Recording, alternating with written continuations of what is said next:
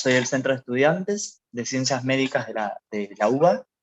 Desde ya agradecerles un montón a todos y todas los que participan de esta charla, no solo quienes están acá dentro del Zoom, sino quienes nos están mirando. Desde ya agradecerle al licenciado Jorge Fernández por dignarnos con su presencia, mejor dicho, porque ya podemos ver todos el currículum del licenciado y vemos toda la gran trayectoria que tiene, desde ya egresado de la UBA y que se desempeña en la carrera de especialista de kinesiología del deporte. Así que en eso muchísimas gracias. La verdad que trataré de ser breve, pero también enfocarnos un poco en por qué también se desarrolla esta charla, sino también para poder ver lo que es el lado B del deporte. Creo que muchos nos enfocamos en lo que vemos el desempeño de los jugadores y las jugadoras dentro de la cancha o en distintos deportes, y la realidad es que no pensamos en toda la importancia que tiene la salud de ellos y ellas. Así que veremos eso durante esta charla, y agradecerle un montón también a Santiago, que es el presidente, Santiago Farenga, que es el presidente de la Fundación Argentina de Ciencia y Salud. Así que lo dejo a él para que pueda encaminar la charla.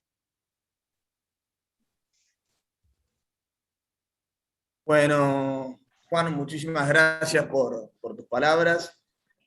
Primero, agradecer a la Secretaría de Extensión y Bienestar Estudiantil de la Facultad de Medicina de la Universidad de Buenos Aires. Este seguramente es el principio de numerosas actividades que vamos a poder hacer en conjunto. Agradecerle en especial a su secretario, agradecerle a ustedes los estudiantes que hacen este gran esfuerzo, y agradecerle en especial a Jorge Fernández, un referente de la kinesiología del deporte en Argentina, en América Latina, en el mundo, con una gran experiencia. Es verdad, Jorge, no te achiques, sabemos que es así. Ha sido kinesiólogo de la selección argentina durante muchísimos años, del 98 al 2007, participó de Copas del Mundo, Copa América, fue kinesiólogo de Independiente, de Argentinos Juniors, de Platense, tuvo la posibilidad de atender a jugadores de primer nivel y capaz que uno de los pocos que ha podido atender a Diego y a Messi, y eso es algo único, no creo que haya muchas personas más que hayan tenido esa posibilidad. Aparte, Jorge Fernández, como lo conocemos, el chino en el ámbito de la kinesiología y del deporte, es quien codirige la especialidad de kinesiología del deporte de la UBA y dirige la especialidad de kinesiología del deporte en la Universidad Abierta Interamericana y la carrera de kinesiología en la Universidad Abierta Interamericana. Bueno, Jorge, aparte de esto, es un gran amigo, que eso siempre lo destaco. Ha venido numerosas veces a la provincia de San Luis, cuando la formación era presencial, a dar conferencias y jornadas a la Universidad Nacional de San Luis, a la Universidad Nacional de Villa Mercedes, una persona siempre súper predispuesta para brindar su conocimiento, para dejar de lado muchas veces otras actividades para poder estar acá, estar formando a los estudiantes y a los profesionales. Creo que son cosas importantes para rescatar porque a veces no la vemos en todos los disertantes, en todos los profesionales. Así que agradecerte muchísimo, Jorge, un gran tipo y un gran profesional. Aparte de esto, quiero destacar la presencia de 3 alumnos de la provincia de San Luis, de la Universidad Nacional de San Luis y de la Universidad Católica de Cuyo, Martín Pascuali, Fabricio D'Agata y Nahuel Matera, quienes están iniciando ahora con un nuevo proyecto para la provincia de San Luis y para la región, que es una nueva agrupación estudiantil con un enfoque quizás un poco diferente, pero un enfoque que va a ser muy interesante y que va a estar centrado específicamente en las necesidades de los alumnos. Y bueno, queríamos que sea el inicio, ¿no? En esta conferencia conjunta entre la Fundación, entre FASIS Estudiantil, que va a empezar a caminar sus primeros pasos desde hoy, y qué mejor que la Secretaría de Extensión, Bienestar Estudiantil y el Centro de Estudiantes de la Facultad de Medicina de la UBA, de una de las universidades más importantes de Argentina y de América Latina. Me parece que mejor hubiera sido imposible. Así que muchísimas gracias. Le voy a dar la palabra a Martín en representación de los estudiantes. Martín. Bueno, buenas tardes, ¿cómo están? Sumarme a las palabras que dijo Santiago. Agradecimiento por el tiempo y por el espacio a Jorge Fernández y a todos los chicos que están en la parte de la organización de este evento. Contarles un poco que con Santiago nos estamos moviendo hace ya varios meses y con Fabri en varios proyectos de la kinesiología en la provincia, y empezar con esto de la FACIS estudiantil es una parte de ese gran proyecto que también estamos iniciando. Y nada, más que eso, agradecer de nuevo el espacio y el tiempo. Como verán, yo estoy en este momento afuera, estoy en mi gimnasio haciéndome un tiempito para poder estar acá. Vamos a estar como interlocutores con Fabri. Agradecerle también a nuestro compañero de la Universidad Católica de Cuyo, que está con nosotros, para poder brindar una buena charla y una buena disertación, para que aprendamos todos de este gran exponente del deporte como es Jorge Fernández.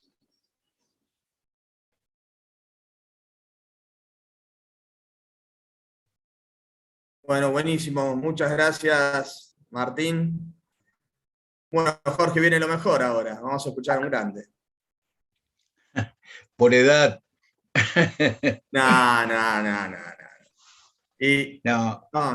Y antes de arrancar, sé que nos está escuchando, que lo está viendo desde afuera, que está un colega nuestro, amigo, que también ha venido varias veces con Jorge a dar charlas a San Luis, Martín Petrelli, así que saludarlo, que hoy está de kinesiólogo de la selección de Ecuador, que ha estado en la selección de Colombia, en la selección argentina, así que sé que está ahí escuchándonos. Un saludo para Martín antes de arrancar. Jorge, todo tuyo. Bueno, antes que nada, soy yo el que tiene que agradecer este espacio, porque es algo que me apasiona, que lo llevo en la sangre. Siempre digo a mis alumnos y en todas las charlas que soy kinesiólogo porque soy un jugador frustrado de fútbol. Entonces la mejor manera de estar ligado al deporte era a través de la kinesiología, que me enseñaron o que me lo hicieron ver grandes colegas que ustedes ni los conocen, ¿no es cierto? Como Ángel Castro, Nilo Bonel, Aldo Divinsky, que fueron profesionales que crearon, por decirlo de alguna manera, el camino, que iniciaron el camino en esto que es la formación no solamente de la especialidad en kinesiología del deporte, sino de la ACADE, de la Asociación de Kinesiología del Deporte, que durante muchos años nos han acompañado y nos han brindado su experiencia. Hoy me toca a mí, desde mi puesto de batalla, ¿no es cierto?, transmitir un poco el conocimiento, la experiencia que uno ha cosechado durante todos estos años, ¿no? Y nada mejor que ver a mis alumnos, a mis compañeros, a mis pollos, ¿no es cierto?, verlos en las distintas disciplinas. No quiero hacer mención, pero sí ya que hiciste mención por Martín. Con Martín trabajábamos juntos en el Policlínico del Docente, y un día le dije si quería acompañarme a la selección argentina de fútbol, y ya se estaba poniendo el saco y la corbata para ir al predio, ¿no? Y el camino que ha recorrido Martín, que ha estado no me acuerdo ahora bien, pero creo que en 4 mundiales, en tres países diferentes, la experiencia que ha tenido o que tiene Martín también es espectacular, y me enorgullece haber estado juntos y de alguna manera, haber sido el pionero en la formación de Martín. Así que, y otra de las cosas que es, uno trata de transmitir lo que hace, ¿sí? lo que vio, la experiencia. Estamos en una época donde es todo discutible, estamos en una época donde lo que se hizo está mal, o la mayoría de las cosas que se hicieron está mal, hay que replantearse todas las distintas alternativas modernas o actuales, es la lucha entre la medicina basada en la evidencia y la medicina basada en la experiencia. Entonces ahí estamos entre las distintas generaciones tratando de hacer un equilibrio, porque la evidencia se logra con la experiencia. Muchas veces a lo mejor nosotros no tuvimos en su momento la posibilidad de formarnos con tanta información que tenemos ahora, y por lo tanto también nos fuimos abriendo camino a través de la experiencia, de los resultados, de las cosas buenas, de las cosas malas que hicimos, y bueno, eso es lo que queremos, lo que quiero transmitir. Generalmente siempre hablo en plural por una cuestión de que esto no es un logro únicamente mío, sino de todo el equipo que trabaja conmigo en todos lados, cuando trabajamos en los distintos clubes, en la selección, hoy mismo el grupo de trabajo en la facultad, el grupo de trabajo en los distintos ámbitos, ¿no es cierto?, que uno se desempeña. Y lo único que les puedo decir es, un poco yendo a una parte del título, los mitos y las realidades de esta especialidad, ¿no es cierto? Porque uno piensa, el de afuera, generalmente nuestro paciente, piensa que porque si vos estás en la primera de un club, en la selección nacional o en cualquier disciplina deportiva y atendés no sé, del Potro, a Messi, a quien sea, de los grandes deportistas nuestros, sos el mejor del mundo. Y nos tenemos que sacar ese mito de encima, porque somos los mejores del mundo si nos formamos, somos los mejores del mundo si nos actualizamos, somos los mejores del mundo si transmitimos nuestros conocimientos para que después pueda ser evidente. La realidad es que uno tiene que estar preparado para cuando llegue la oportunidad, y esto es lo que siempre tratamos de transmitir a toda nuestra gente, a todos nuestros colegas, a nuestros alumnos, como decía antes también, de que hay que estar preparado para cuando llegue la oportunidad. Un viejo amigo, el doctor Avanzi, decía: no tenemos que ser los primeros en subirnos al carro de la victoria, pero tampoco tenemos que ser los tarados para subirnos últimos. Entonces esa es la experiencia que uno tiene que tener para saber cuándo tiene que utilizar y cómo y dónde utilizar las herramientas que nosotros tenemos a nuestro alcance. Esto es un mito. La universidad tiene un club, y hoy el enfoque mío es a través de, el enfoque deportivo mío, ¿no es cierto?, es a través de todas las disciplinas deportivas del UAI Urquiza, que es el club de la universidad, ¿no? Si bien son entidades independientes, está totalmente relacionado. ¿Y por qué lo traigo a colación? Porque la carrera de kinesiología, la carrera de nutrición, la carrera de medicina, la carrera de psicología participan en las actividades que se desempeñan en el club. Y esto es una forma también de poder transmitir, de poder formar a profesionales desde con la experiencia necesaria, ¿no es cierto?, o haciendo el trabajo de campo para que tengan en su momento la experiencia necesaria, y cuando puedan dar el salto a cualquier otra institución, estén formados para realizarla. Este camino también es difícil. Esto es lindo, estamos viendo, no sé, la selección argentina, los Juegos Olímpicos, mi foto con los ídolos, con un Independiente campeón de todo, pero para llegar a eso hay que amacarse, hay que estudiar, hay que prepararse, y de golpe tener la cuota de suerte, porque si bien va a ser más un éxito que suerte, es la cuota de suerte de poder ingresar en este circuito, ¿sí? pero cuando nos toque esa cuota de suerte, cuando nos toquen la puerta, cuando nos llamen por el celular para decir ¿querés?, tenemos que estar preparados, y esto es lo que estamos haciendo a través con Santiago, y que lo venimos haciendo desde hace muchísimo tiempo. Muchísimo tiempo. Esto es muy grato y es muy ingrato. Hay cosas excelentes y hay cosas que a veces te pasan la cuenta a futuro, ¿sí?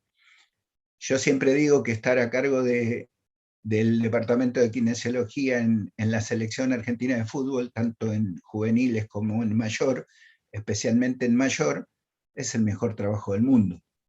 Y todos quieren estar, a los que les gusta el deporte y a los que les gusta el fútbol, todos quisieran estar por lo mediático que es el ser kinesiólogo en la selección argentina de fútbol.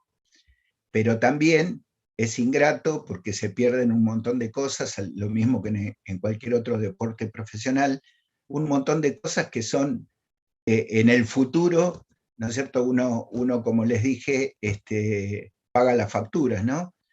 Compartir con la familia, ver crecer a los hijos, ver crecer a los nietos, en este caso yo, pero en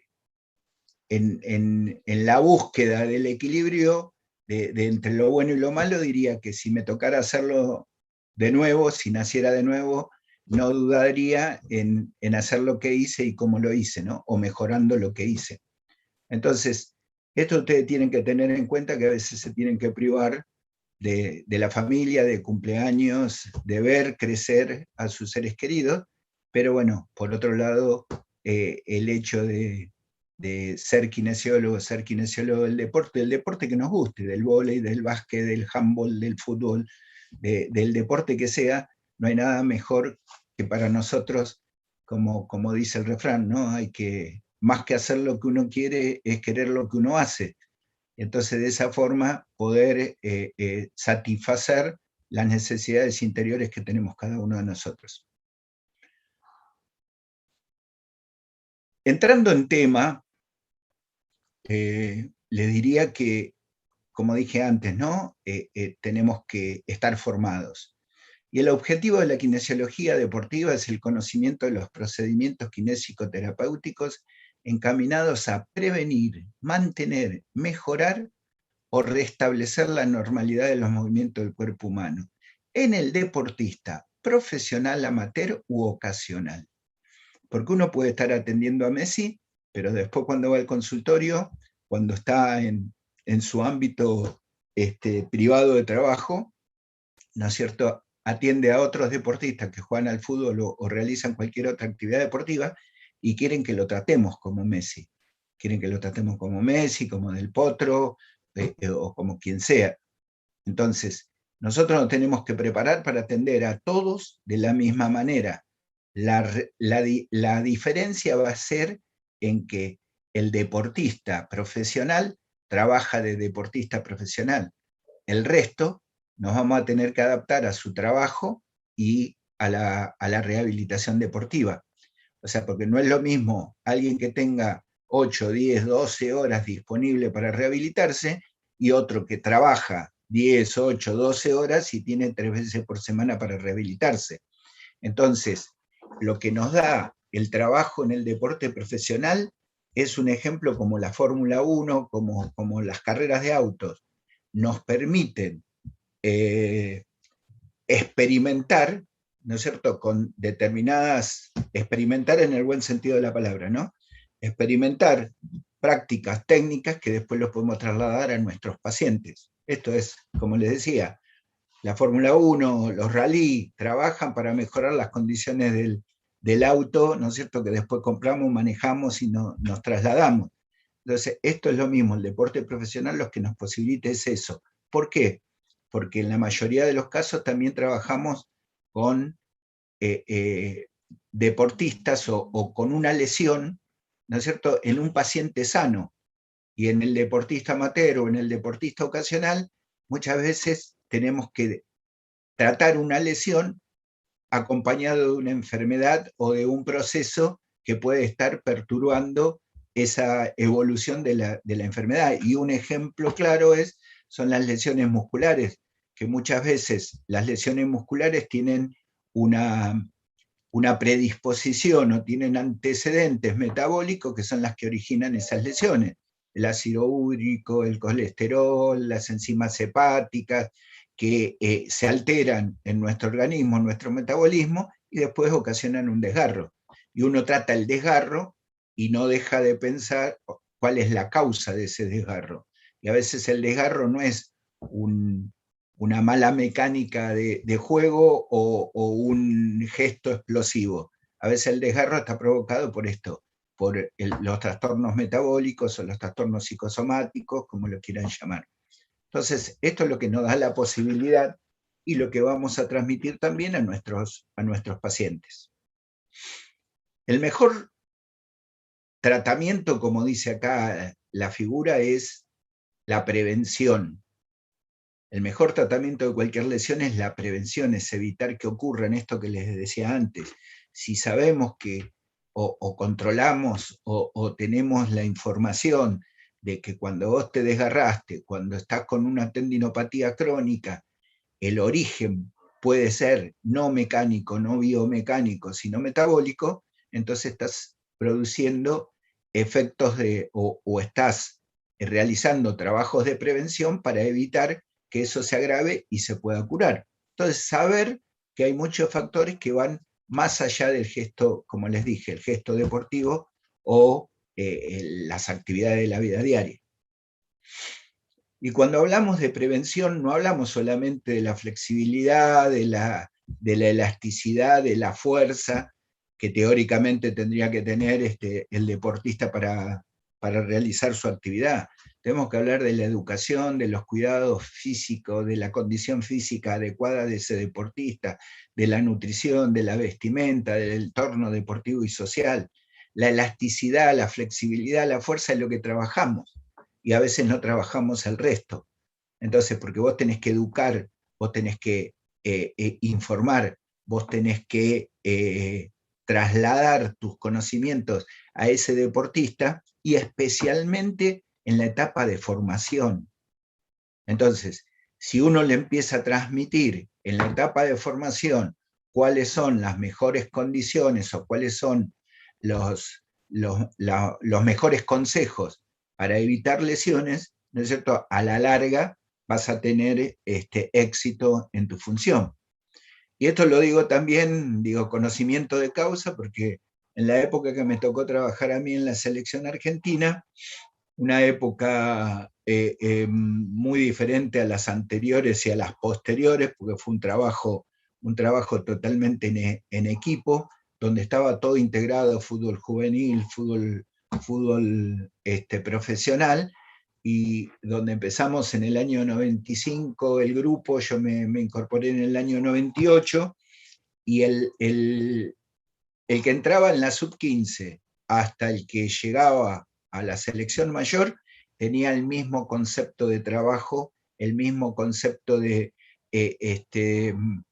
en general del equipo, ¿no es cierto? Desde lo táctico, de lo específico del deporte, desde el entrenamiento físico, de los cuidados que Kinésica o que del departamento médico le realizábamos a todos ellos. Esto posibilitó que en el 2006, en el Mundial del 2006, la mayoría de los jugadores habían pasado por todo ese circuito, tenían el conocimiento de nosotros teníamos el conocimiento de cada uno de ellos, y facilita, mejora y de alguna manera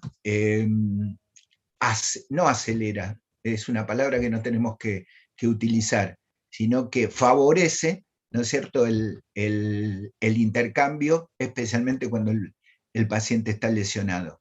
La nutrición, no somos nutricionistas, pero tenemos que saber también a quién derivar, cuáles son los consejos que uno le puede dar, no de comida, pero sí en especial de con quién lo tiene que tratar. Lo mismo que muchas veces la vestimenta o el entorno deportivo y social, hoy con todo lo que le sucede al chico que juega al fútbol, que a lo mejor a los 16, 17, 18 años ya está en una primera división y le va cambiando el entorno, ¿no es cierto? Eso también eran cosas que siempre se hablaban y que lo seguimos haciendo, por lo pronto aconsejando cuál es el mejor camino, ¿no? A criterio nuestro.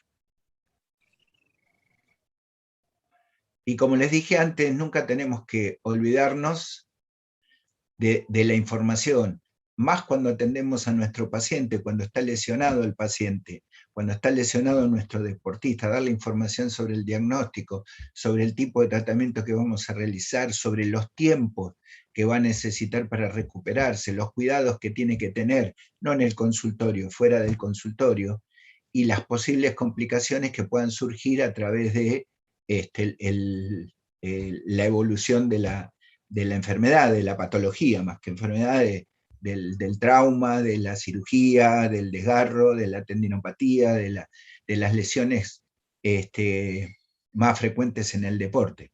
Esto es algo que muchas veces después no lo hacemos, ¿no es cierto? Y nos queda, digamos,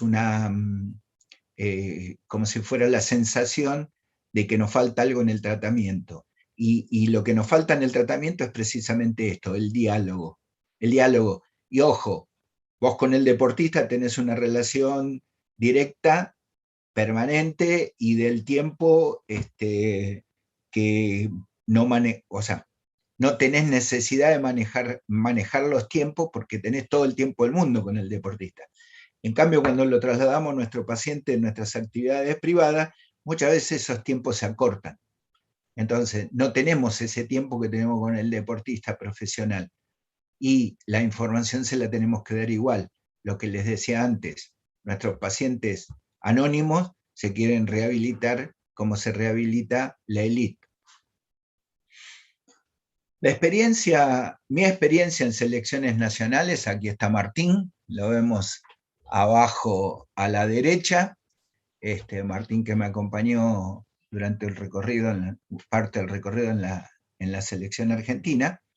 Digo, la experiencia kinésica en selecciones nacionales se tiene que dividir en dos partes.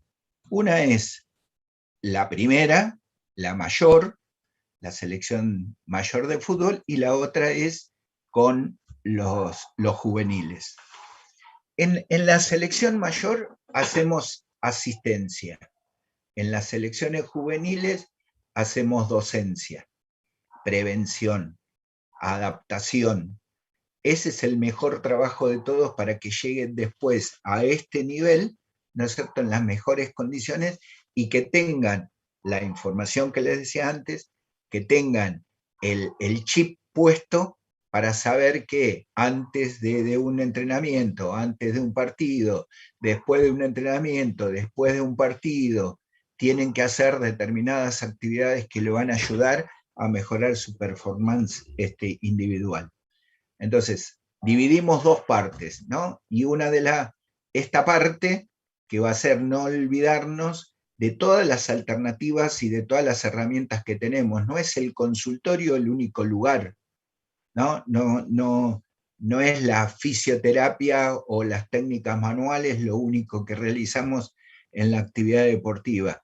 Tenemos que pensar en todas las alternativas terapéuticas, en todas las herramientas terapéuticas, en todo ese arsenal que hoy se enriquece cada vez más del trabajo de campo, el trabajo del gimnasio, el trabajo preventivo, ¿sí? Y después la camilla es un antes y un después de todas esas actividades. En mi experiencia personal de 40 años de kinesiólogo del deporte, mi primer trabajo estaba metido acá adentro, en el consultorio, no salía a la cancha para nada. Y mi último trabajo era que prácticamente no entraba al consultorio, era todo un trabajo de gimnasio y de campo. Entonces, son evoluciones que se van dando en el transcurso del tiempo y con esto que les decía, la experiencia que uno va teniendo, para poder irse adaptando uno a las necesidades del deportista y por otro lado ir adaptando y mejorando nuestros conocimientos para saber que hay otras técnicas, otras alternativas terapéuticas que nos pueden posibilitar mejorar la evolución, mejorar la evolución, o sea, ayudar a la evolución de la lesión que tiene nuestro deportista. Hoy tenemos desde los trabajos funcionales, MEP, ondas de choque, de la esferodinamia, las técnicas manuales, quiroprácticas, fascias, los conos isoinerciales o los trabajos isoinerciales. O sea, hoy tenemos un montón de alternativas, pero ojo, uno lo puede tener a lo mejor a un nivel, como les decía, en la selección argentina, en un River, en un Boca, pero de última, en Guayurquiza esto no lo tenemos. Entonces nos tenemos que manejar con las alternativas y las posibilidades que tenemos, ¿sí? Y si alguno requiere de alguna de estas terapias que uno no posee desde lo tecnológico o el desconocimiento de alguna técnica manual, tenemos que saber quiénes son los colegas que nos pueden ayudar y derivar a nuestros pacientes, porque fundamentalmente lo que necesitamos es que se cure lo antes posible. O sea, uno dice que en la kinesiología deportiva hay que rehabilitar al paciente en el menor tiempo posible, pero siempre respetando los tiempos fisiológicos. Y eso es algo que lo tenemos que aprender a analizar, y tenemos que tener el conocimiento, y disculpen que reitere algunos términos, ¿no? Tener el conocimiento de cuándo, cómo y dónde, ¿sí? Y no ser únicamente manejarnos por la sintomatología, porque no duele, no está inflamado, pero no quiere decir que esté curado. Mi experiencia en selección mayor fueron de 89 partidos, ¿no? Santiago lo dijo antes, Copa América, Juegos Olímpicos, Copa Confederación, eliminatorias, Campeonato Mundial. Y mi experiencia en Atenas con el grupo de deportistas fue un trabajo en base, aparte del trabajo preventivo de ayudar, de acompañar el trabajo, el entrenamiento físico. Si ustedes ven, tuvimos una serie de patologías a tratar durante las competencias, porque en la selección mayor uno tiene al jugador prestado por un determinado tiempo, por poco tiempo. En un club uno convive los 365 días del año. En una selección juvenil tenemos la posibilidad de tener más tiempo al jugador, a lo mejor 3 veces por semana, y después en los campeonatos. En los campeonatos o en las competencias que tenga el club o el deportista o la selección. Entonces, acá es como les decía antes, nos volvemos asistencialistas. O sea, acá vamos a tratar la ruptura del menisco, el desgarro, la omalgia, la lumbalgia, las contracturas, las tendinopatías, ¿sí? Esto lo vamos a tratar en base a lo que vaya apareciendo a través de nuestra ficha, nuestro control. Vamos viendo cómo es la evolución y los tiempos que nos va llevando. Porque en competencia, si vos tenés 3 semanas de competencia, si tenés una ruptura de menisco, tenés una ruptura de ligamento cruzado, es un jugador que quedó afuera, en la selección quedó afuera y volvió a su club. Entonces ya te despreocupaste de ese paciente deportista. Pero sí tenés que tratar la patología aguda, la que tenés durante ese periodo de competencia, como les decía antes.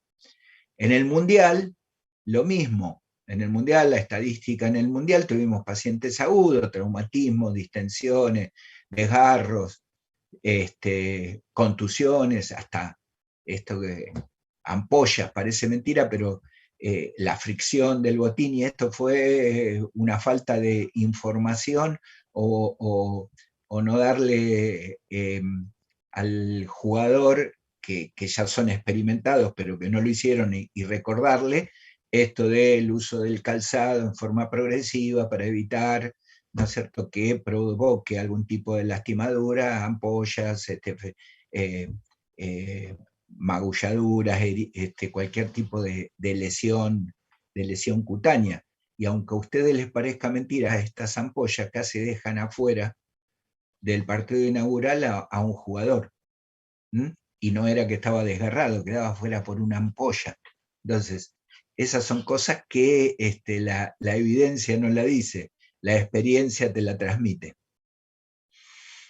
Estadísticamente tuvimos 8 lesiones importantes, 50% fueron traumáticas, 25% lesiones musculares, esto para que estadísticamente figure, porque lo que les puedo garantizar es que yo estuve hasta el año 2007 en la selección, y a casi 20 años o un poquito menos, todavía se sigue haciendo este procedimiento estadístico. Esto se va enriqueciendo, nos vamos transmitiendo con los médicos, con los kinesiólogos de la selección, las experiencias actuales, y vamos viendo de que lo que va aumentando es más o menos el volumen de las lesiones. No varía mucho las mismas. Sí han aparecido últimamente a través de mejorar el diagnóstico por imágenes. Hoy tiene incorporada la selección argentina un imagenólogo, el doctor Rolón, que es un fenómeno, es el mejor de todos con respecto a imágenes, ¿no es cierto? Y esto posibilita de que, no sé, lo que nosotros llamamos en un momento coxartrosis, hoy es un CAM, hoy es un pincer, y que tiene una solución diferente a la que hace tiempo uno la trataba. Y también hay que pensar en esto cuando uno está en estos eventos con los pacientes crónicos, especialmente en la selección mayor. Tenemos jugadores de 30 años, de 30 y pico de años, de 20 y pico de años, ¿no es cierto? Entonces, hay algunos que vienen con su pubalgia crónica, con su retracción postquirúrgica, en los posoperatorios de alguna cirugía, ligamento cruzado, que tenemos la desgracia siempre de que lleguen con el tiempo contado, ¿no es cierto? Fracturas por estrés que nos sucedió, inestabilidades articulares por esguinces de rodilla, de tobillo, ¿no es cierto? O las lesiones que nos dejan como secuela un desgarro, ¿no? Una fibrosis posdesgarro. Entonces, eso lo tenemos que trabajar diariamente para evitar que cualquiera de estas lesiones crónicas afecten en el desempeño en el día a día. Y como les decía, lo más importante que hacemos es la docencia en esto, en el futbolista selecciones juveniles, en las divisiones inferiores, en las formativas. Ahí es donde tenemos tal vez real importancia o más importancia desde el punto de vista del enfoque kinésico.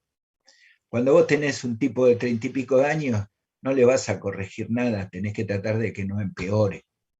Cuando vos tenés un chico de 15 años, vos podés corregir, ¿no es cierto? No le vamos a sacar el pie plano, pero le vamos a corregir la biomecánica de la marcha, le podemos corregir las retracciones. ¿Sí?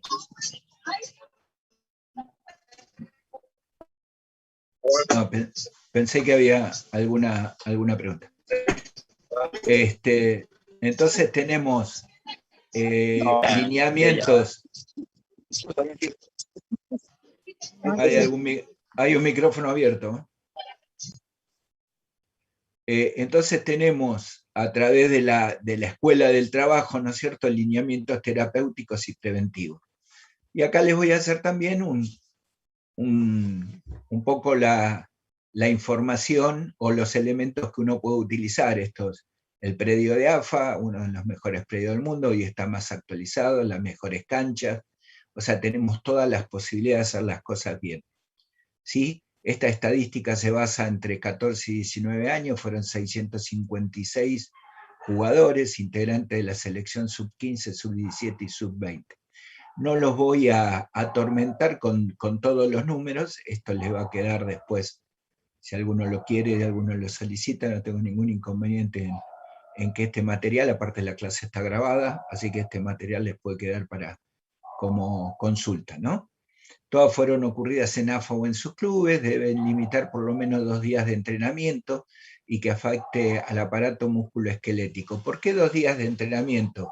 Porque después de una competencia, la mialgia, el dolor muscular, el cansancio, la fatiga, es muy común.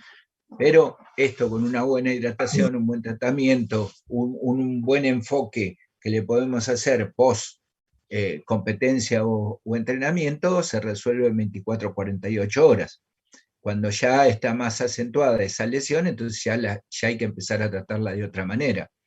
Este tipo de lesión o este tipo de de sintomatología que viene especialmente post-competencia, es lógico y común por el esfuerzo que realiza durante la actividad del deportista. ¿Sí? Piensen que hoy en el fútbol, en los años 70 se corrían 6 kilómetros, un jugador recorría 6 kilómetros en un partido, en los años 90 se estaban recorriendo 12 kilómetros y hoy entre 17 y 25 kilómetros. Algunos deportistas corren, o sea, se trasladan durante un partido. Eso hace que también el esfuerzo físico sea más importante, y no hablamos de los sprints, de la caminata o del trote, que son tiempos también que están en esos 90 minutos en el fútbol, o en los tiempos que sea una competencia de cualquier otro deporte. Acá lo que vimos fueron todo lo traumatológico, no del resto de las patologías o de los ¿cómo es? De otros órganos, ¿sí? Siempre se llevaron historias clínicas. Esto es otro consejo que les doy. En cualquier ámbito que estemos trabajando tenemos que escribir. Esto va a hacer que la experiencia que podamos recoger lo podamos trasladar a la evidencia, ¿sí? Y de esta forma uno no omite, ¿no es cierto?, la información, la tiene y la puede recordar. La historia clínica, la historia kinésica, la ficha kinésica es importante para el futuro. Si no, hoy no estaría hablando de esta estadística si no lo hubiéramos hecho de esta manera. Si ustedes ven de las lesiones que tuvimos, las musculares son el porcentaje más alto. Y todas estas, digamos, esta estadística coincide con la bibliografía mundial, más en cuanto al fútbol. Si uno sigue las estadísticas de clubes o sigue las estadísticas a lo mejor de campeonatos como la CONMEBOL y la FIFA en los campeonatos mundiales, en las eliminatorias o en la Copa América, siempre piden información a los cuerpos médicos de todos los clubes. De esta forma también hacen su propia estadística y, como les decía, los porcentajes muy raramente varían en cuanto al tipo de lesiones. Las musculares son casi la mitad de las lesiones que nosotros tratamos. Los traumatismos es cuando tenemos por contacto, no fracturas, ¿sí? Cuando son hechos traumáticos que pueden llevar a lesiones más graves como distensiones ligamentarias o rupturas ligamentarias, pero también el traumatismo por la fricción, especialmente en el deporte colectivo, es porcentualmente otra de las lesiones más frecuentes. Las lesiones ligamentarias son tal vez las que más tiempo no lleven en rehabilitar, pero también ese porcentaje es de un 10% en cuanto a la totalidad de las lesiones. Después tenemos columna, tenemos lesiones inguinocrurales, lesiones meniscales junto con las ligamentarias, tenemos un 12, un 13% prácticamente de las lesiones más frecuentes. Las tendinopatías, las fracturas, las osteocondrosis, las infecciones y las heridas son porcentajes mínimos comparados con lo que son las lesiones musculares, traumáticas y ligamentarias. Las lesiones musculares, que fueron el 40%, sin alteración anatómica.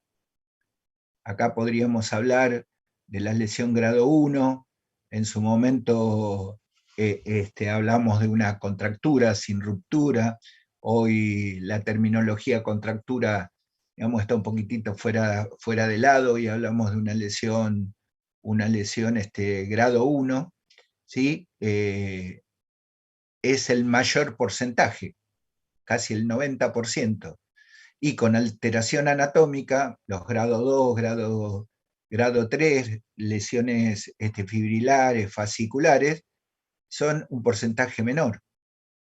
Pero ¿qué pasa? Tanto las lesiones ligamentarias como los desgarros musculares son aquellas que tienen mayor trascendencia como les dije antes, por los tiempos de rehabilitación.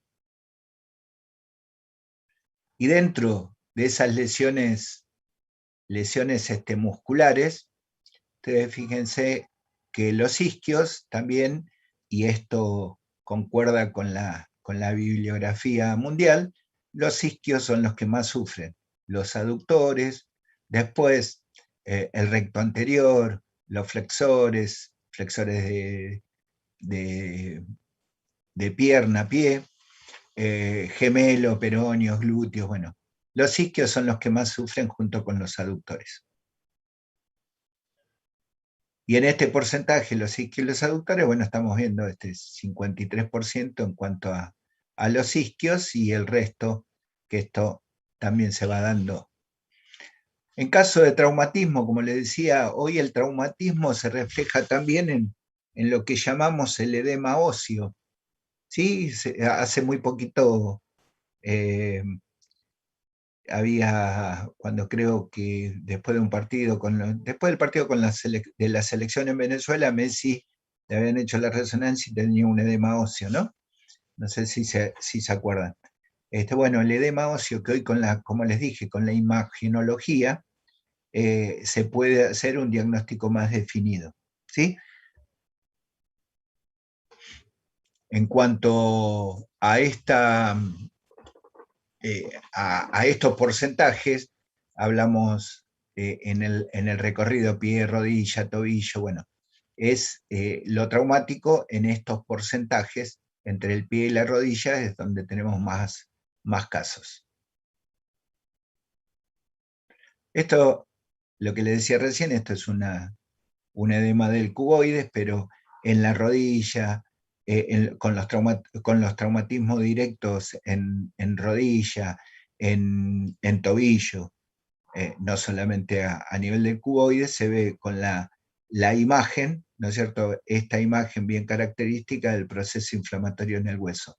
Entonces esto, de alguna forma, también nos está transmitiendo el tiempo que nosotros vamos a tener para rehabilitar, el tiempo que va a necesitar el deportista para rehabilitar, porque el edema óseo, a diferencia del edema muscular, ¿no es cierto?, es más lenta la reabsorción de ese proceso inflamatorio y por lo tanto puede persistir la sintomatología un tiempo más prolongado.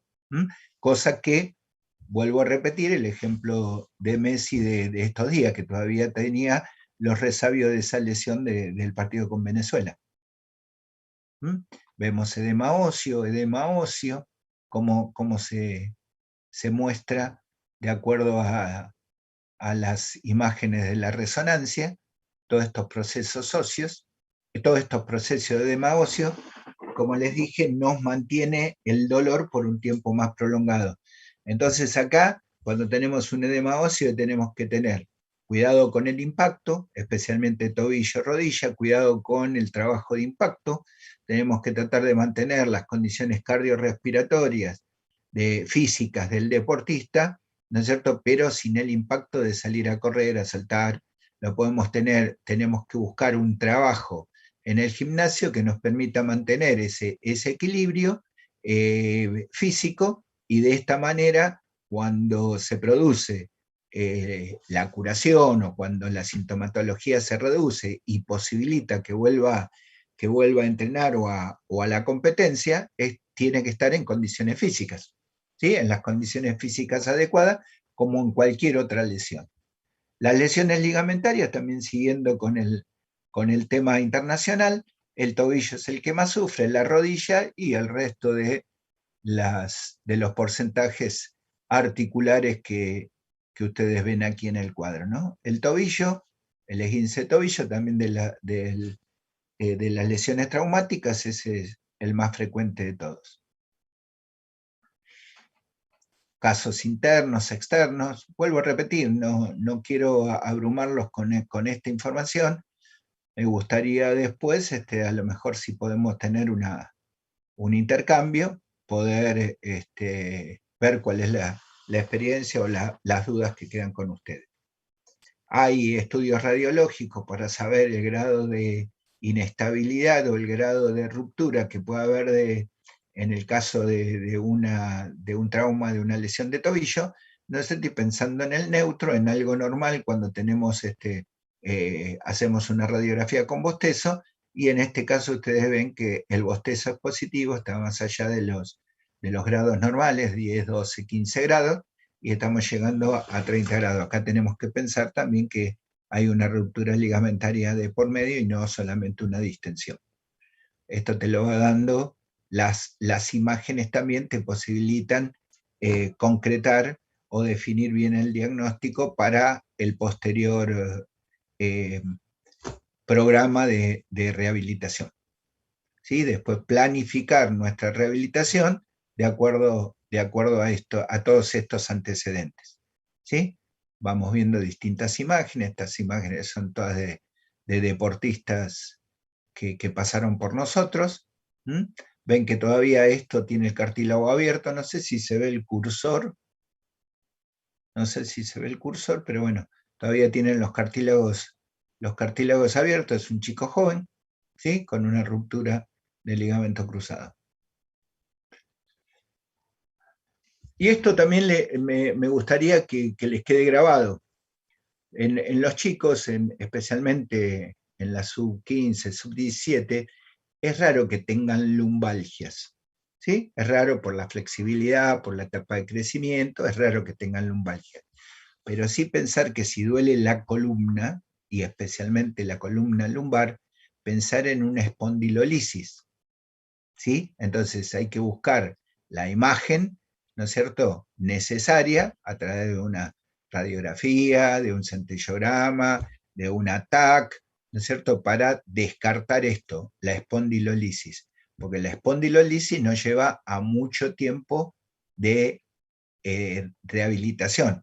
O sea, acá hay que inmovilizar, acá hay que directamente descartar la actividad deportiva y esperar el tiempo que sea necesario para poder, volver a la actividad deportiva. ¿Sí? Acá estamos viendo la lisis,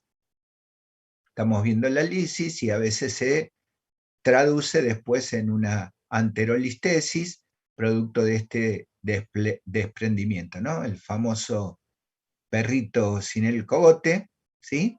Que hace que esta parte de la columna, de la charnela lumbosacra, sea inestable y que de alguna manera también pueda interferir en el futuro del deportista.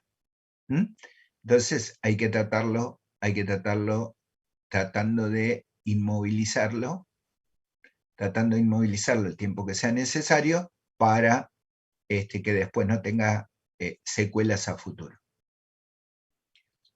Otra de las lesiones que en su momento eran muy, muy populares, que siguen prevaleciendo, pero hoy tenemos más las hernias inguinales o las hernias deportivas que la pubalgia propiamente dicha. ¿Sí? Está el diagnóstico y como dije antes, los estudios han permitido de que se vayan descartando pura y exclusivamente una lesión del pubis para que ese dolor púbico, esa pubalgia, se comprueba de que es una complicación de una hernia inguinal o una hernia deportiva. Muchas de las hernias deportivas hoy son quirúrgicas y solucionan el problema de la pubalgia propiamente dicha, ¿no? ¿Qué pasa? Una cosa es a los 18, 20 años y otra cosa es a los 30 años, donde ya la pubalgia instalada, producto a lo mejor de una hernia inguinal, de una hernia deportiva, llevan al deterioro del hueso. Por las tracciones, se hacen las periostitis, las retracciones, las tendinopatías asociadas, y esto lleva después que esa pubalgia, en vez de operar una hernia deportiva, se opera la pubalgia con, una técnica un poco más cruenta que la hernia deportiva.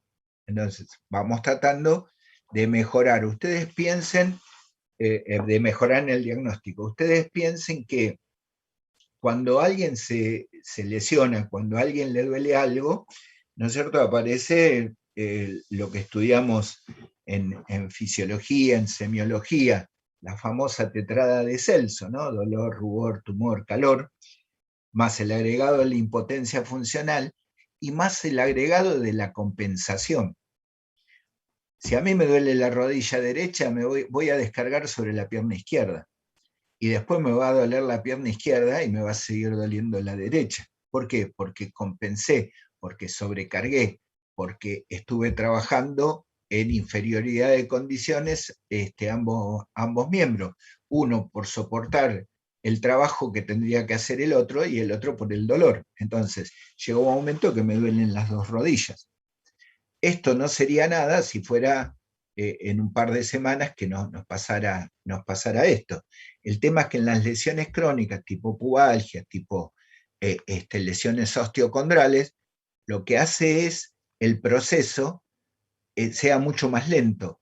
Y por lo tanto, al ser más lento, la impotencia funcional, la descompensación, el desequilibrio de las cadenas musculares, ¿no es cierto?, se va haciendo lento, gradual y progresivo. Y a lo mejor aparecen, no tan, si bien aparece en el deportista profesional, en el deportista amateur, en el deportista ocasional aparece más todavía. ¿Por qué? Porque hace 3 meses que me duele, hace 4 meses que me duele, no hago nada, se me va, vuelvo a jugar y me vuelve a doler, y cuando llegan al diagnóstico definitivo, ¿no es cierto?, ya llegan con un deterioro biomecánico y un deterioro óseo, ¿no es cierto?, que imposibilita o retarda también el proceso de rehabilitación, porque si vos a un paciente le decís vas a estar 6 meses por una pubalgia, no tenés que hacer nada porque hace un año que venís con la sintomatología y el deterioro, ¿viste?, siempre recurre a los tratamientos que sean a lo mejor menos invasivos, pero más digamos, más rápido sintomáticamente, la infiltración, hoy el ácido hialurónico, etcétera, etcétera, que mejora la sintomatología, pero no, no equilibra ese desfasaje que tiene. Lo más importante, a mi criterio, es equilibrarlo. Es el equilibrio necesario que tiene el deportista, no solamente en el juego articular, en el cizallamiento, en la amplitud del rango articular, ¿no?, sino también en el equilibrio de las cadenas musculares. Sabemos que tenemos un equilibrio fisiológico, ¿sí? El isquiotibial a un 60-65% de la fuerza del cuádriceps, o unos dorsiflexores del pie a un 35% de la fuerza del gemelo.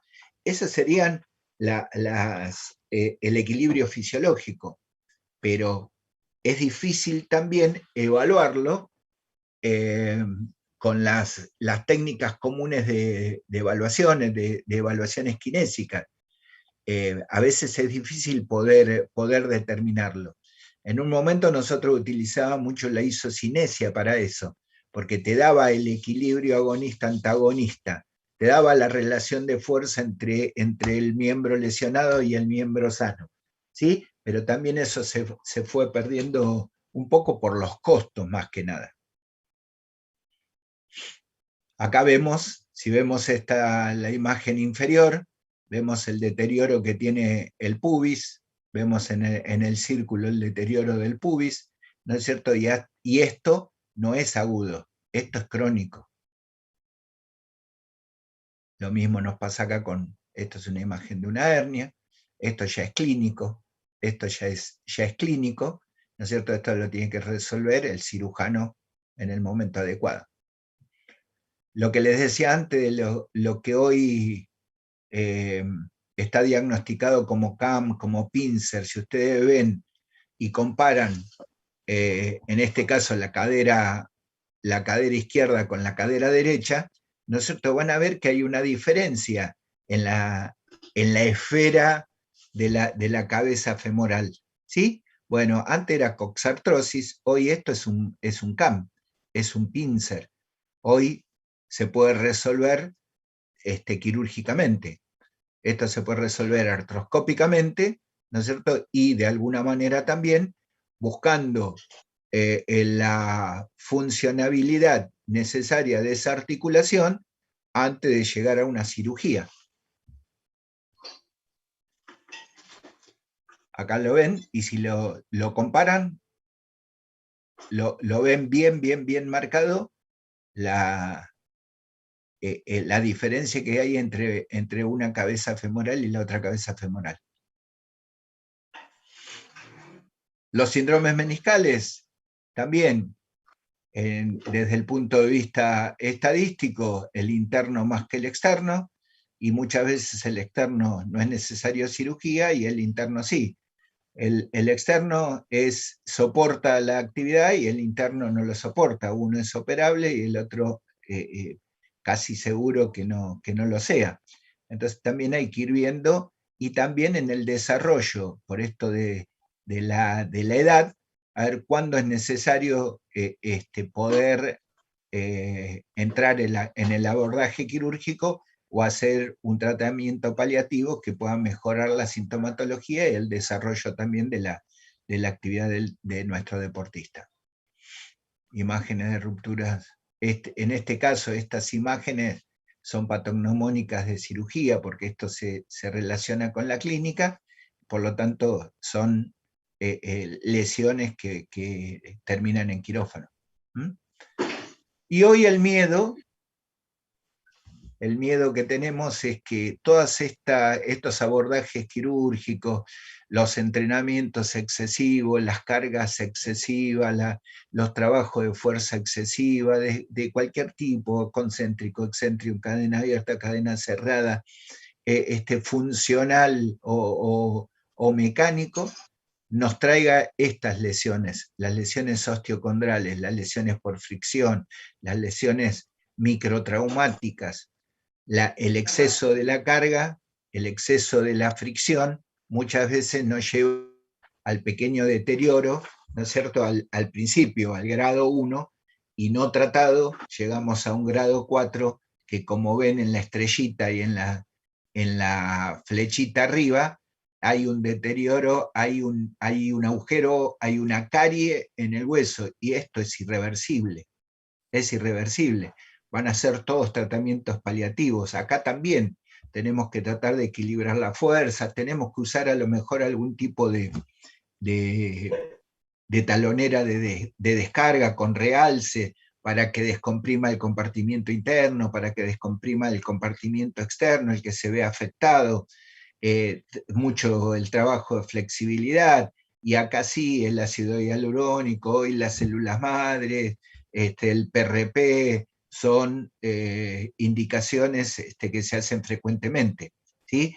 Esto que va a ayudar a que mejore la cicatrización, que mejore la descarga, que permita una mejor descarga, pero insisto, lo que se perdió, esto queda, tanto la estrellita como la flechita de arriba y la flechita del costado, eso va a quedar como está. Y yendo a las tendinopatías, la rótula y el Aquiles también se llevan los primeros premios. Y tanto el Aquiles como la rótula también pueden ser producto, o mejor dicho, las tendinopatías, el 99% de las tendinopatías son microtraumáticas, son por esfuerzo, son por fatiga, son por mal funcionamiento biomecánico. Entonces son patologías que uno tiene que tratar de prevenir, ¿sí? Entonces, con una buena evaluación funcional, con una buena evaluación postural, con una buena evaluación muscular, uno puede prevenir o puede pensar que este paciente, este deportista, nos puede llevar a una tendinopatía. Entonces, hay actividades preventivas que nos llevan a hacer el trabajo de flexoextensión de rodilla o el trabajo de flexoextensión de tobillo, ¿no es cierto?, de una manera más ordenada, menos traumática, menos compulsiva y menos que sufra menos impacto, ¿sí? Uno sugiere, cuando aparecen los primeros dolores, limitar el trabajo articular a los ángulos que correspondan o los ángulos que le permitan a la articulación trabajar sin fricción. Un ejemplo, en la rodilla, en la flexoextensión de rodilla, trabajar de los 60 a los 30 grados o de los 60 a 0 grados, y no trabajar con una flexión máxima a extensión de 120 a 0. Entonces, esas son algunas de las sugerencias que hacemos, como también evitar lo que son las sentadillas profundas, las estocadas, ¿no es cierto?, que producen esto que les decía, la fricción articular, la fricción, en el caso de la rótula, sobre el canal troclear, o el trabajo por sobreesfuerzo que puede producir el Aquiles, o que tiene el Aquiles ante ejercicios por sobrecarga exagerada. Entonces, esto más que nada es un trabajo preventivo. Y esto también, la rótula y el Aquiles, es muy raro que sean agudos. Entonces, es muy raro, ¿por qué? Porque el primer episodio, la tendinitis, como decíamos antes, ¿no es cierto? La tendinitis, uno habla que es el primer episodio inflamatorio. Bueno, lo trata. Pero después viene la tendinosis, la degeneración del colágeno del tejido, que se deforma y se cicatriza en forma inadecuada. Una vez que esas fibras se cicatrizaron en forma inadecuada, ¿no es cierto?, es difícil revertirla. Pues uno de los principios de la MEP o de las ondas de choque es reagudizar la patología para mejorar la vascularización, la cicatrización, y ordenar el trabajo de acuerdo a las líneas de fuerza. O sea, que las fibras se cicatricen de acuerdo a las líneas de fuerza. Entonces es un trabajo que también, en la mayoría de los casos, es crónico. La cronicidad te lleva a tratamientos extremos. Tenemos que tratar de prevenirlo también.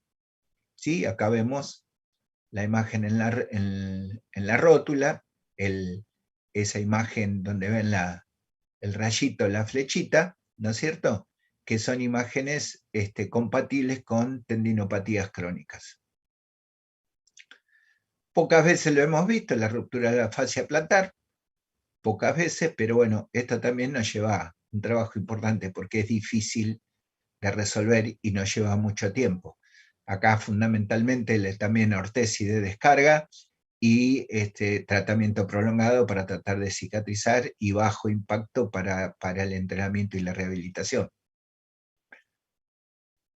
Fracturas, mano, tobillo, muñeca, estos son accidentes que a veces se pueden prevenir, pero muy difícilmente lo puedas hacer, ¿no es cierto? La fractura es un traumatismo directo.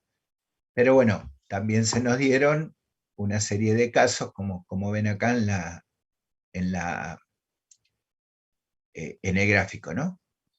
Y esto sí también hay que tener cuidado, especialmente en la etapa de formación. También vemos esta imagen con cartílago abierto a nivel del trocánter, a nivel de la pelvis, las avulsiones óseas. El doctor Avanzi decía siempre que el chico no se desgarra, arranca, porque la flexibilidad y de la musculatura, la fuerza de la musculatura, es mayor que la resistencia que puede tener el hueso en crecimiento. Entonces, las avulsiones óseas en los juveniles puede ser producto de esto, de gestos deportivos o gestos en la actividad deportiva que pueden provocar la tracción. No se rompe el músculo, pero arranca de su inserción.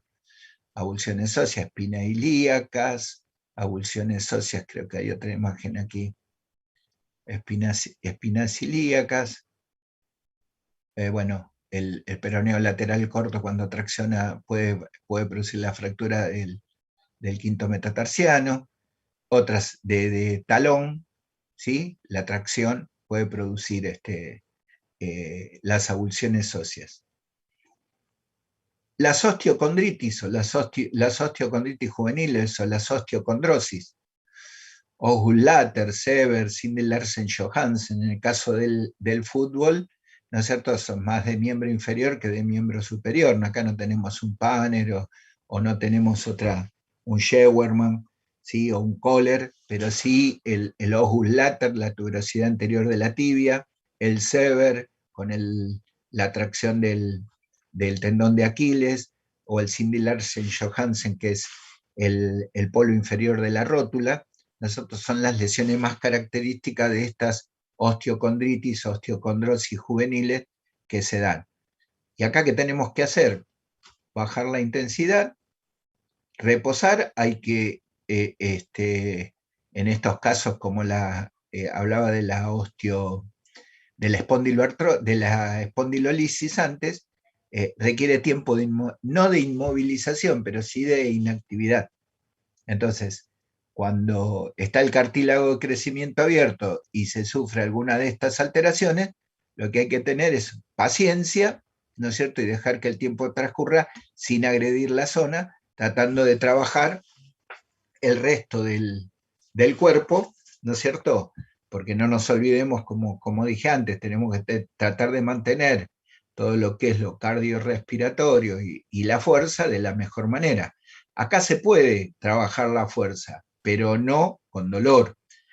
No podemos estar trabajando haciendo cuádriceps, ¿sí? Pero podés hacer, haciendo una cadena abierta de cuádriceps, pero sí con unos August Latter podés estar trabajando o manteniendo la fuerza que tiene el deportista, que tiene la musculatura, a lo mejor con isométricos o con algún trabajo excéntrico que no traccione y no agreda el punto de inserción.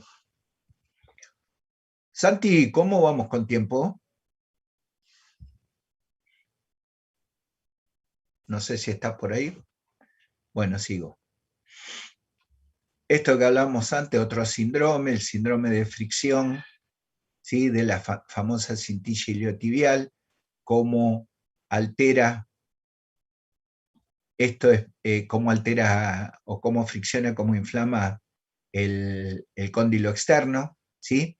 La fricción muchas veces se da por falta de tono y trofismo del vasto interno, entonces hay mayor tracción desde la cintilla iliotibial para la extensión que desde el vasto interno. Entonces este es un desequilibrio que tenemos que ver, más allá que estas lesiones también pueden aparecer en otro tipo de deportistas, como son los maratonistas, los fondistas, ¿no? Que el síndrome de fricción, síndrome de limpia parabrisa también aparece. ¿Qué nos queda?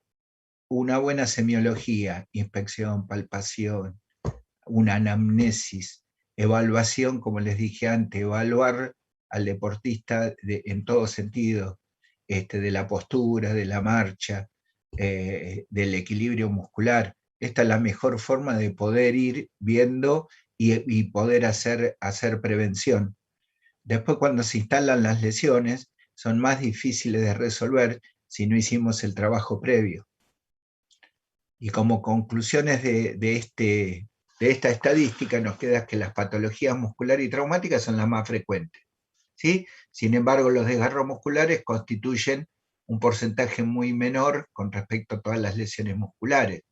Las fracturas también. Dentro de las lesiones musculares predomina el isquiosural.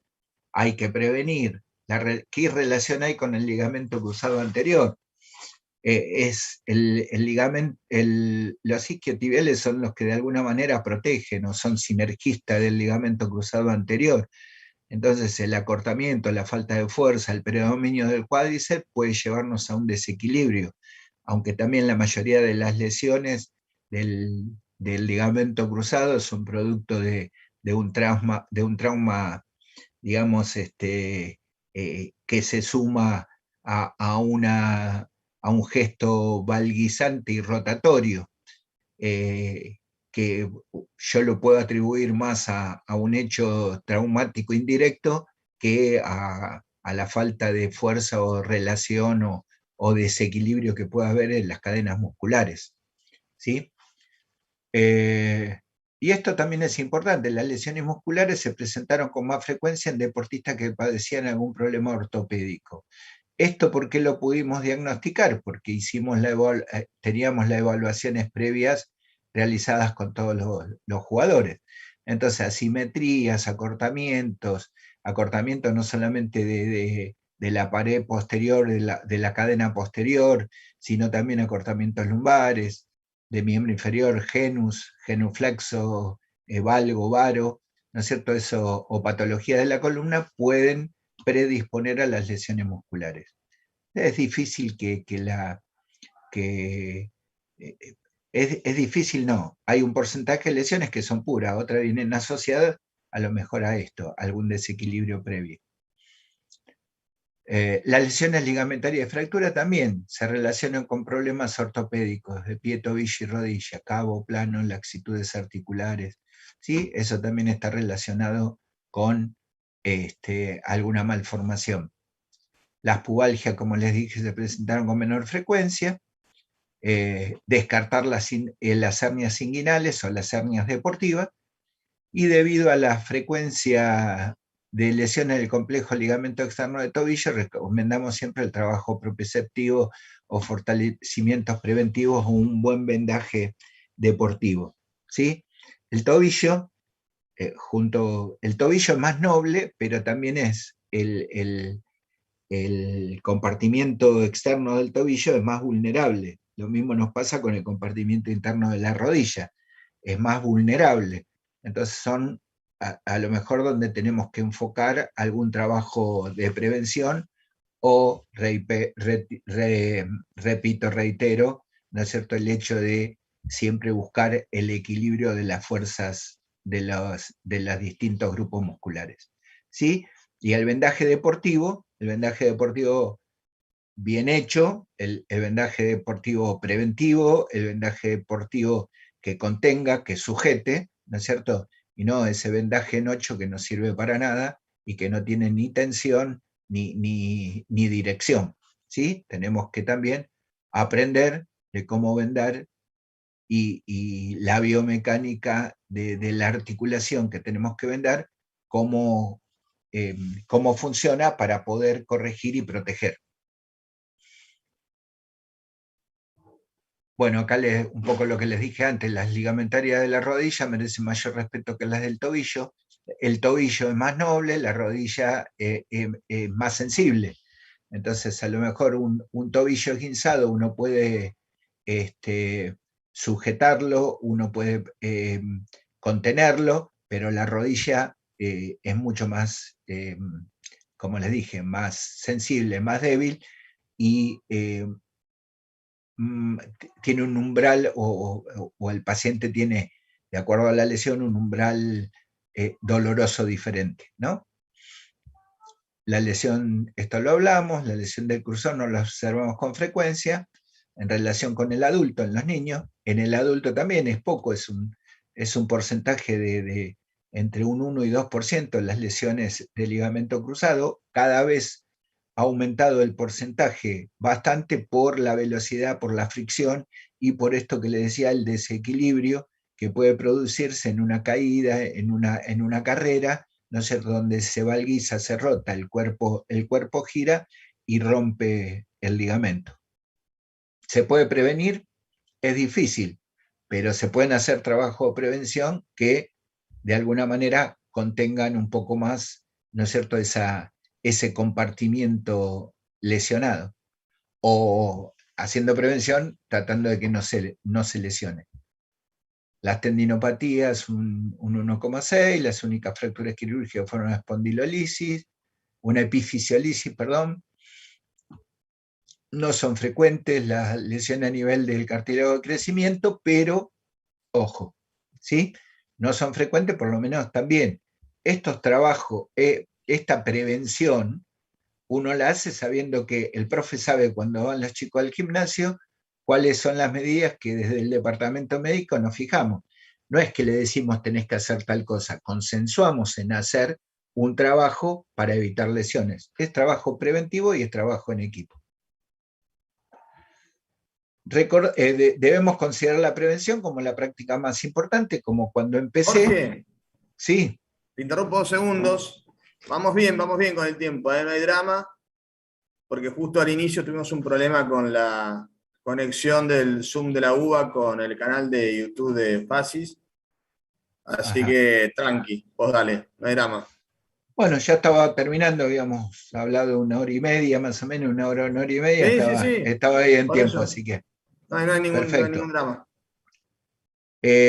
Debemos considerar la prevención, entonces la prevención es fundamental, nuestro trabajo es prevenir y si no pudimos prevenir, después tratar, pero fundamentalmente prevenir, ¿sí? Piensen ustedes que en esto, especialmente en el deporte profesional, nunca nadie triunfa solo.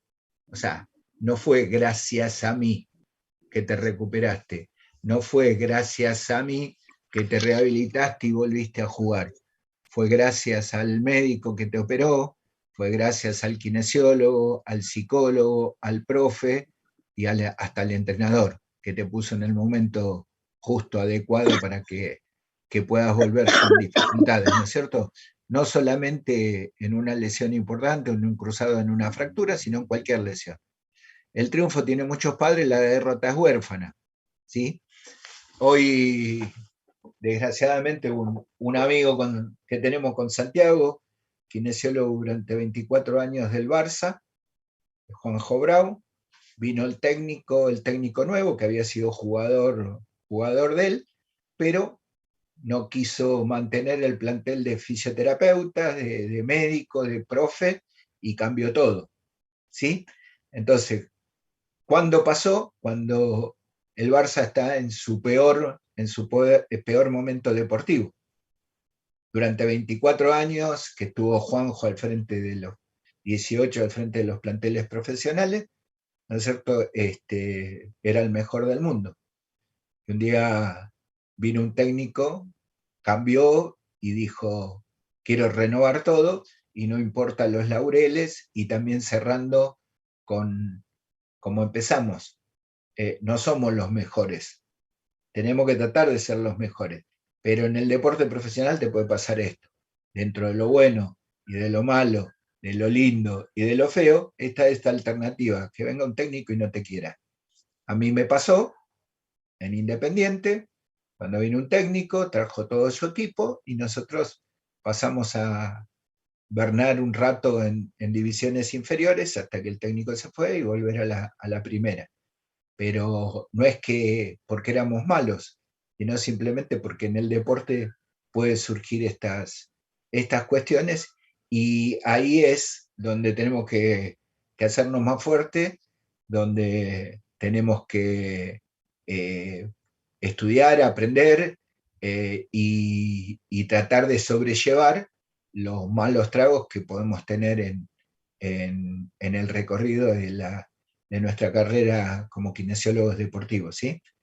Y nos puede pasar también con nuestros pacientes en consultorio, que a algunos no nos quiera, que a algunos no les dé resultado, pero en la mayoría de los casos tenemos que tratar de que por lo menos el mayor porcentaje salga satisfecho, ¿sí?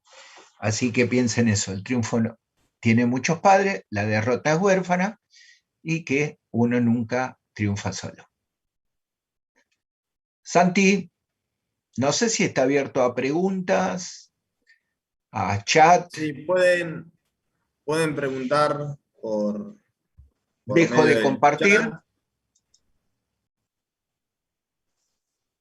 Ahí, Fabri, ¿estás ahí Acá hay una también? pregunta. Hola, sí chicos, pueden consultar por el canal de YouTube.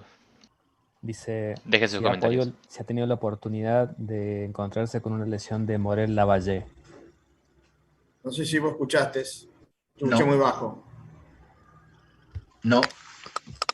Fabri, un poquito Ahí, más ahí me escucha mejor.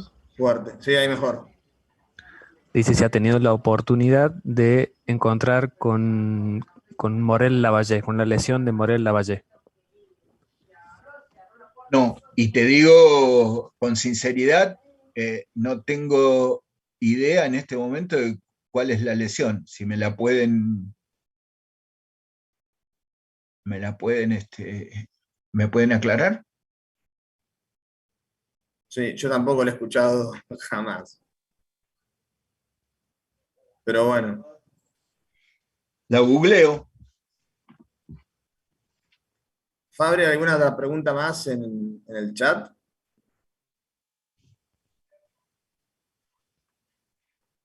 No, no, la verdad que están todos muy agradecidos y saludan desde Bolivia, pero a ver, chicos, si tienen alguna consulta, pónganla en el chat del canal.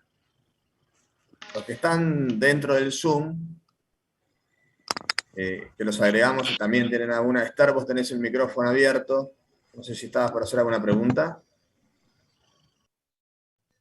Muchos agradecimientos por mi lado también.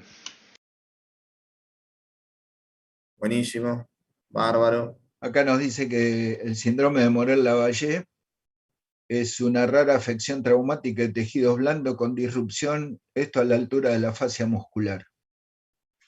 La verdad que no, creo, por lo poco que vi, muchas veces puede estar asociado a lo mejor a alguna otra alteración o alteración neurológica o genética. La verdad que no tenía la menor idea de lo que era.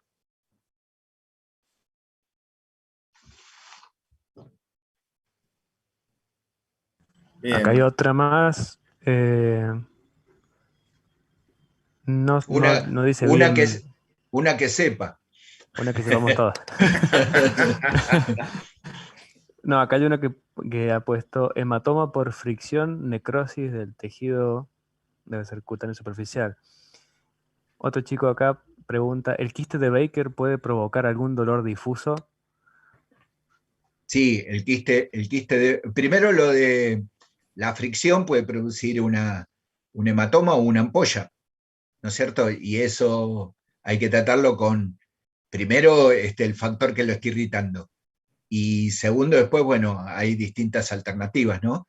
Desde la punción, el pinchazo para evacuar sangre o el líquido seroso que tenga la ampolla, y después los protectores para manejar el tiempo de cicatrización.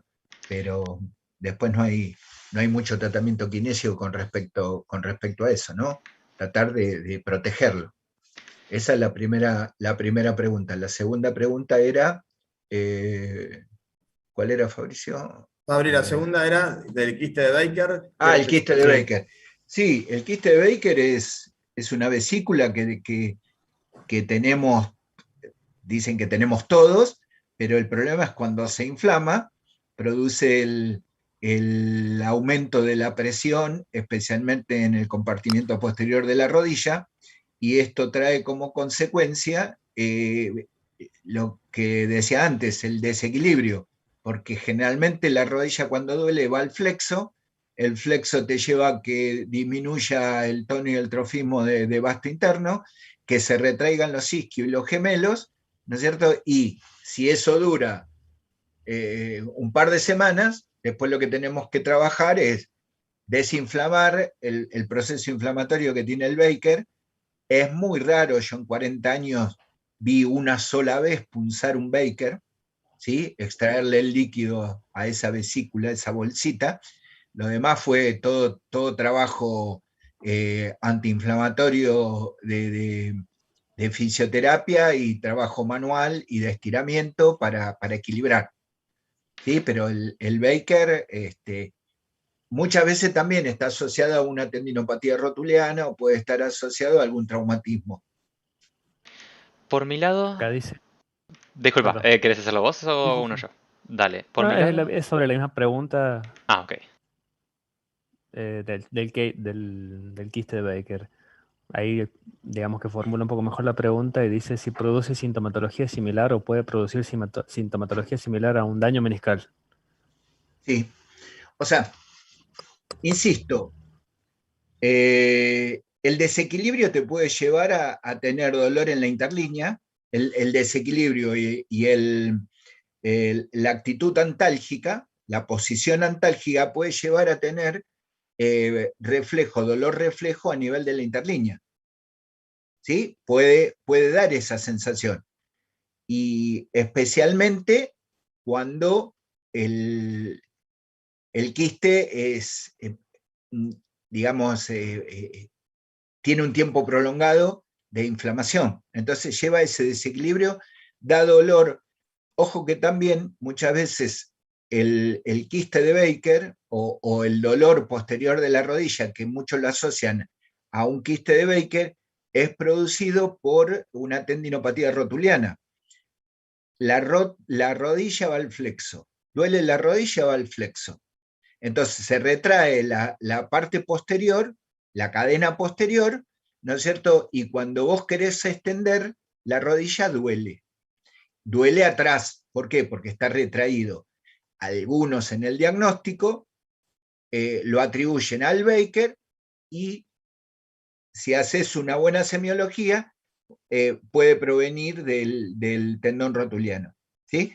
Pero si es un Baker puro, con estudio, con una resonancia, lo ves perfecto, si está inflamado o no está inflamado, puede traer dolores irradiados o dolores compensatorios a nivel de las interlíneas. Eso se soluciona muchas veces con un realce, una talonera con realce externo o interno, depende del compartimiento que duela, y bueno, fisioterapia y el resto del trabajo fisioquinésico. Por mi lado, Mauricio Orellana consulta, ¿por qué una tendinitis se transforma en tendinosis? Porque el primer proceso inflamatorio, después viene el proceso degenerativo. Entonces la tendinosis es la destrucción o la degeneración del tejido, de las células de colágeno. Vos ahí se van formando los tejidos blandos, no sé, todos los tejidos responden a las líneas de fuerza. ¿Sí? Entonces, ahora no me acuerdo cómo era la ley, bueno, todos los tejidos van a responder a las líneas de fuerza. Cuando se produce el primer episodio inflamatorio, después viene como consecuencia de ese proceso inflamatorio, que ese proceso inflamatorio puede ser producto de orígenes microtraumáticos, como dije antes. El hecho de estar trabajando con cargas exageradas o gestos inadecuados te puede ir produciendo el proceso, te produce el proceso inflamatorio. Y después viene el proceso degenerativo. A partir de ahí viene el proceso degenerativo. La malformación en la cicatrización te provoca una tendinopatía crónica. Excelente. Por mi lado no hay ninguna otra consulta. ¿Por allá, Fabricio? Sí, acá hay un par más. Candela pregunta, ¿cuál es el mejor material para un buen vendaje deportivo?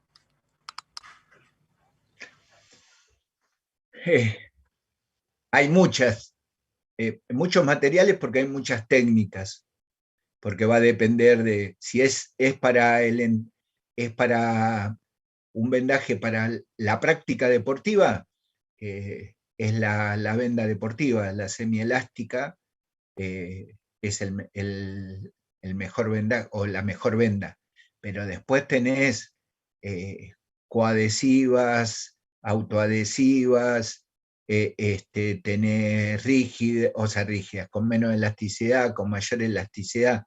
La venda deportiva, lo único que tiene que tener es no tener arruga, no estar rota, y que los bordes no vayan a crear esos bordes rugosos que lo que pueden provocar son lesiones por fricción, ¿sí?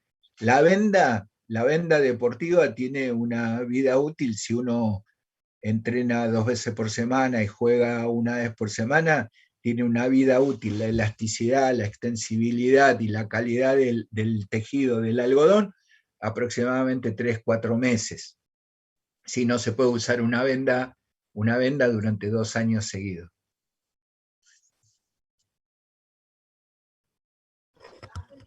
Perfecto, acá hay otra más que dice, ¿qué consecuencias trae no tratarse el pie plano y seguir haciendo deporte de impacto? Las consecuencias pueden llegar a ser a futuro. Hay muchos deportistas que tienen pie plano y que nunca le trajeron ninguna consecuencia porque a lo mejor se equilibró en una en una evaluación, no tiene ninguna alteración. Decimos que cuando el pie tiene una deformación, va la rodilla a la cadera y la cadera a la columna, ¿no? Si eso lo tenemos equilibrado, dentro de lo malo está equilibrado, muchas veces no trae consecuencias. Y en otras hay que tratarlo, a lo mejor simplemente con una plantilla o corregir. Hoy con la evaluación funcional de la marcha podemos ver bien todos los puntos de descarga, donde tiene el déficit el paciente y poder hacer una plantilla dinámica. Antes eran estáticas, ¿no? Era pararte y ver cuál era la deformidad. Hoy por hoy no, las dinámicas favorecen eso. Pero el que nace con pie plano muere con pie plano, ¿eh? Así que se puede tratar de compensar, pero no vas a terminar corrigiéndolo, salvo que te operen. Ok, y hay una más que dice, en el tema de vóley estoy teniendo en tendón de cuádriceps, ¿qué recomienda? Creo que quiere decir que tiene un problema en el tendón del cuádriceps y juega al vóley. ¿Y qué le recomienda? Bien, bueno, hay que ver cuánto tiempo, qué tipo de actividad complementaria está haciendo también. Algo que no hice mención dentro de lo terapéutico, a mí en las tendinopatías me da bastante buen resultado lo que es el taping neuromuscular. Lo uso con frecuencia, tanto rotuliano, cuadricipital, aquilio, y me da buen resultado. Probar, pero ojo, que no es comprarse un tape y ponérselo, hay que saber cómo aplicarlo, ¿no? Y la otra es, como decía recién, ver lo complementario al juego, el trabajo de fuerza, el salto, los entrenamientos, qué tipo de entrenamientos son, las sentadillas. Eso muchas veces repercute después en el Aquiles, en el rotuliano o en el cuadricipital.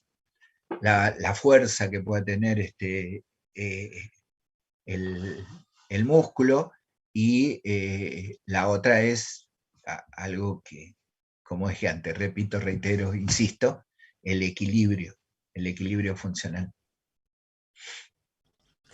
Ok, y la última dice, en un paciente con fractura subcortical del cóndilo externo y ruptura de la inserción proximal del ligamento cruzado anterior, ¿qué es lo más conveniente?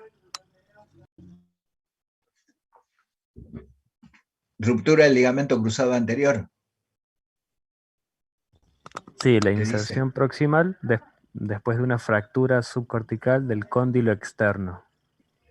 Bueno, ahí no sé si sufrió un traumatismo directo por el tema de la fractura que puede haber traído la secuela de la ruptura del ligamento cruzado. Generalmente cruzado roto va a cirugía, salvo que no tenga inestabilidad, o sea, que no tenga pivot positivo, pero en la mayoría de los casos, y si es joven y es deportista, y si es deportista, no digamos de elite, pero amateur o profesional, generalmente va a cirugía. Depende de la edad también, ¿no? Perfecto. No hay más preguntas acá en el chat. Lo que sí agradecen todos, están muy contentos con la charla, ha sido excelente. Y también desde mi parte también creo que ha sido una excelente charla. Bueno, me alegro, Fabián. Me alegro de que haya sido, o sea, que la transmisión esta de experiencia les pueda servir en el futuro a alguno, y como siempre a disposición para lo que necesiten, y desearles éxitos la mayoría son estudiantes, ¿no? Éxito en su carrera profesional futura. Excelente charla. Por mi parte, perdón, no me había presentado. Soy Adrián del Secretario de Extensión, Facultad de Ciencias Médicas. Y por mi parte y también por parte de los secretarios que nos pudieron estar presentes el día de hoy, muchísimas gracias por la charla, muy interesante. Y también por los chicos centro estudiantes que se tuvieron que retirar también. Muchísimas gracias. Un gusto, licenciado. Al contrario, para mí fue un placer poder compartir este momento con ustedes y como les dije antes, estoy a disposición para poder intercambiar ideas, opiniones, tratamientos, consejos, sugerencias, lo que sea. ¿Sí? Uno nunca termina de aprender y si bien con la experiencia uno transmite la experiencia, no quiere decir que sea todo verdad, ¿no? Como decimos, esta es mi verdad, nuestra verdad, hay otras. Excelente, bueno, muchísimas gracias. Al contrario, gracias a ustedes. Bueno, Jorge, agradecerte de vuelta, las críticas todas excelentes. Pedirle de vuelta disculpas a los que empezaron un poquito tarde a escuchar la conferencia, que se transmitía en 2 canales. El de la UBA salió en el momento, pero en el de FASIS tuvo un atraso entre el Zoom y el canal. Pero agradecerles a creo que más o menos 150 personas que estuvieron en total conectadas. Así que agradecerle a todos ellos por dedicar este tiempo a capacitarse, a formarse. Agradecerte, Jorge, la verdad que siempre es un gusto escucharte, esa capacidad que tenés para transmitir el conocimiento y esa humildad que bueno, yo te lo he dicho otras veces, pero te hace único y es como estar escuchándote en un bar de café, es fabuloso. Así que, de verdad... No me haga llorar. No, pero de verdad. Yo te he escuchado muchas veces, nos conocemos hace muchos años, pero siempre que te escucho como si te volviera a escuchar por primera vez y la verdad que me encanta, es fabuloso, siempre hay un montón de cosas para volver a escuchar de vos, para volver a aprender, así que obvio que las puertas están abiertas para poder seguir haciendo más actividades de estas online, incluso presenciales más adelante, acá en la provincia de San Luis, o con los chicos seguramente en la UBA, así que te tienen más cerquita, te pueden aprovechar más todavía. Así que, de verdad, Jorge, mil gracias. Los saludamos de vuelta a Martín Petrelli, que ahora sé que estaba conectado. Anda por ahí, Martín, bueno. Sí, nos estuvo viendo. Sí, por el canal de YouTube. Lo que quería también ofrecerte es a través de mi contacto la posibilidad de que otras charlas referidas al deporte, hay colegas con mucha experiencia también en otras disciplinas o colegas que han hecho también una magnífica carrera en la kinesiología deportiva que lo pongo a disposición de ustedes. Dale, me encantó, buenísimo Jorge, le damos para adelante, obvio. Sabés que somos una máquina de hacer, así que vamos a hacer. Olvídate, vamos a seguir gestionando. Así que, bueno, fabuloso. Agradecerle de vuelta a la Secretaría de Extensión de la UBA, de la Facultad de Medicina de la UBA, al Centro de Estudiantes, a los estudiantes de la agrupación de FASIS estudiantil de acá de la provincia de San Luis. Les vuelvo a agradecer a todos los que asistieron, que estuvieron escuchando esta hora y media. Buenísimo, el futuro es ese, el futuro son los estudiantes que se capacitan, que se forman, que tienen la inquietud. Creo que la onda viene por ahí. Así que mil gracias a todos y de vuelta, Jorge, muchísimas gracias. Siempre es un gusto escucharte. Un maestro de la kinesiología del deporte. Gracias, Santi, y hasta cualquier momento. Dale, un abrazo grande a todos. Éxitos.